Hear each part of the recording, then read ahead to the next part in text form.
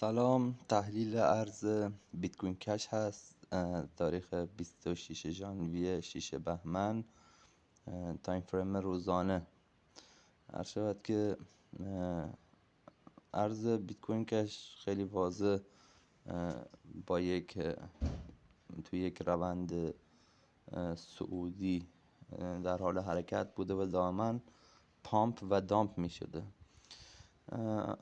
یه چارت ساده تقریبا داره، البته چاپی، حرکات چاپی، حرکات اصلاحی چاپی و حرکات صعودی پامپی یا پامپی.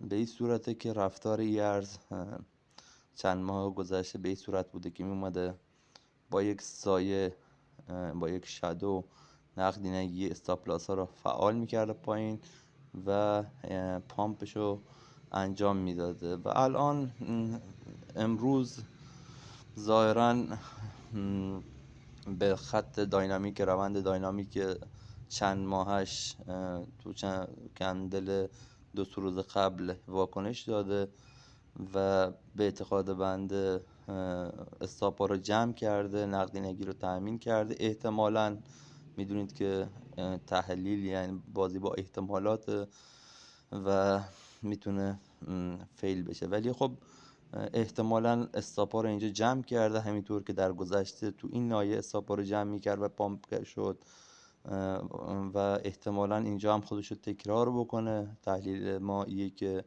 اینجا هم خودش رو تکرار بکنه و استاپا رو جمع کرده و یک حرکت حداقل از $237 تا $269 $270 تو این ناحیه تکنیکال، ناحیه مقاومتی داره تو تارگت اولش. حالا رفتار ارز به صورتیه که فقط میشه ازش نوسان گرفت، یعنی بهتره که ازش یک نوسان گرفت و من خیلی بهش خوشبین نیستم که ناحیه مقاومتی رو به راحتی بتونه رد بکنه. حالا چه به حساب شرایط بازار کریپتو جوری بشه که بتونه رد بکنم. اگر رد کرد که اهداف بسیار بالاتری میشه براش در نظر گرفت. تو تایم فریم 4 ساعتش رو هم ببینیم. توی تایم فریم 4 ساعته